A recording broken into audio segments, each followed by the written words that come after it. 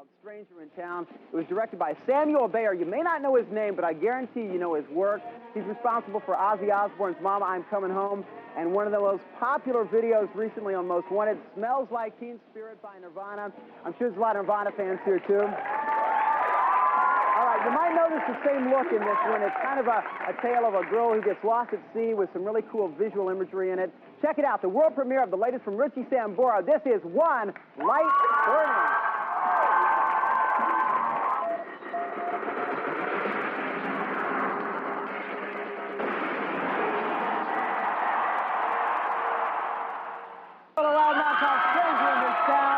We just will premiere this new video at the top of the show called One Light Burning. Welcome, Rcihie Sambora. Thank you. How you doing? What's up, man? Good to see you, man. Yeah, it's been quite a while. In fact, I think when you guys left for Moscow Music Peace Festival was the last time I saw you, actually. I've been working It's been quite a while, yeah. So you happy with the response to this record so far? It's been real great, hasn't it? You know, doing the record, it was like it was an extension of myself, basically. It was important for me to like extend myself as an artist. You know, I wanted to show people that I just wasn't a guitar player in a band, and I did have some feelings and emotions that I wanted to get out. You know? Right. Speaking of which, One Light Burning is a pretty, I know one of the more personal tracks on the album is what you said before. Is it a song that means a lot to you? Yeah, absolutely. It was written, I guess I was about 19 years old, and I just left college to join a rock and roll band, you know? And, yeah. Yeah. So, like, what happened was I found myself, you know, of course, it didn't work out.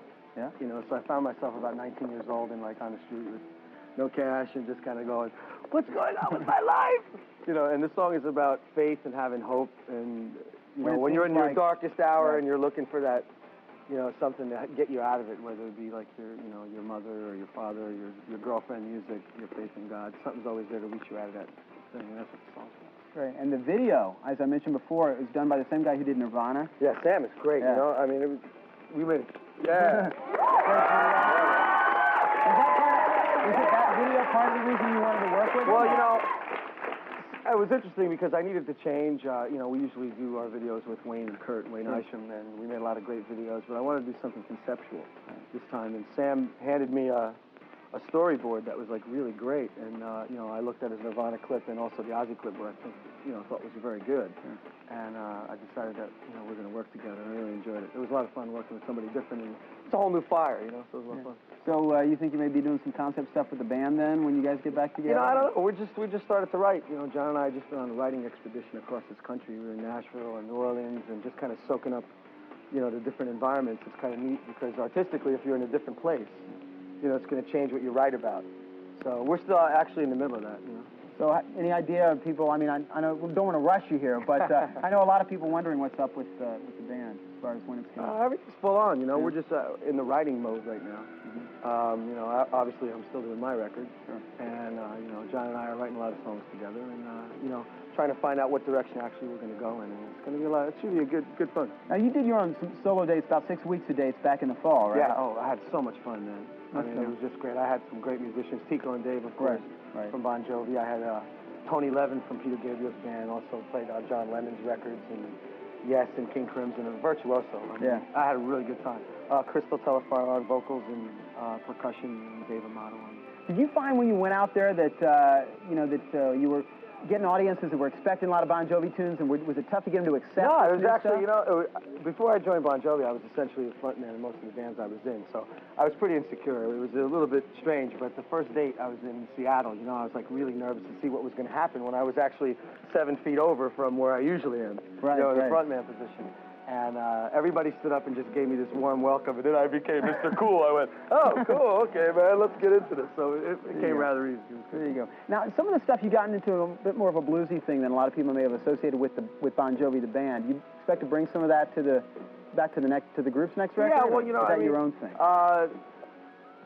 Who knows? Who knows? You never know. I mean, we've written so many songs, and we're going to keep writing some more. So, I mean, you never know what's going to actually seep its way into the direction of the band. I hope so. You know, blues happen to be an essential part of my upbringing and music.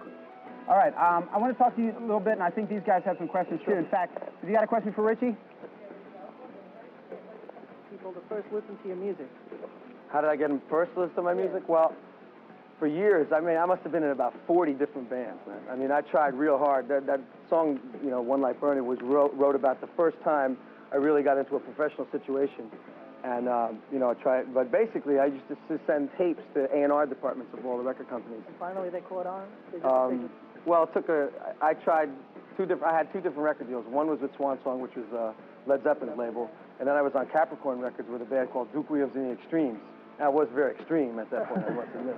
And then I tried starting my own independent label, which is really hard thing to do. And then I met up with John and stuff. But in between there, I must have been in 40 different bands. Just keep on writing songs and sending your tape into the A&R departments of record companies. That's the way to do it. We're trying, thanks. Anyone else over there? Yeah, I just want to say I love you. I think you're the best. Thank you. And I just wanted to know, now that you have a solo album, is there any chance that we'll hear you singing a solo song on the next Bon Jovi album? You guys have to ask John that question. That's not up to me. I would like to. As far as doing your songs live when if you go out on the road with the band, that's also another decision? That's another, that'll be to determine later, yeah. Cool. How about you, man? My father owned a bar in Asbury Park called Julio South in like mid-'70s. He said I played there, yeah. I was wondering, you remember? Yeah, I played there. Yeah, I probably played there with about 3 different bands Yeah, at the time. he met you and everything. Yeah, I was in like 5 different bands at once, man. Yeah. I never had a problem working. I was always doing a lot of stuff. I used to play Julio's North and South. Do you ever get a chance to get back to that size venue at all? Yeah, you know, when I was doing my tour, it was really cool to go into because I did like basically small theaters for, 15 to 3,000, 1,500 to 3,000. And it was really interesting to play that kind of intimate setting again. Sure. Because sometimes when you're playing in an arena or you're playing out in a stadium, you can't even see the guys in your band, You're the other one that did the stage, you're going, yo!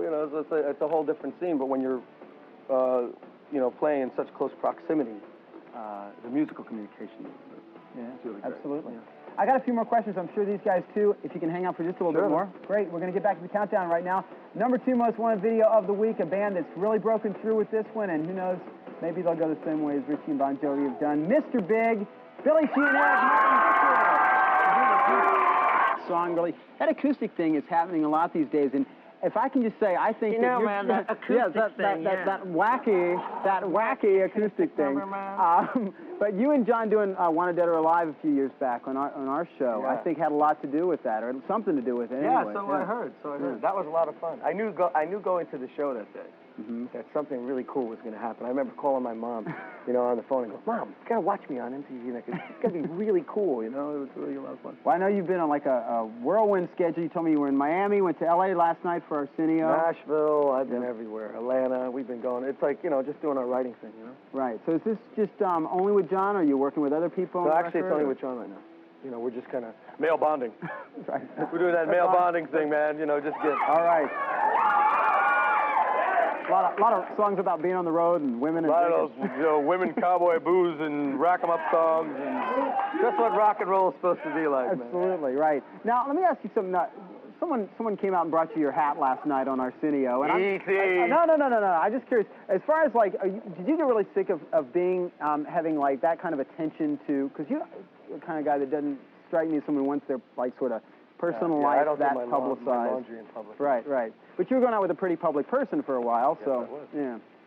Was that kind of a drag as far as having everyone look at that, or? Yeah, it's funny when your mother calls you up. Are you really having an alien baby? Right.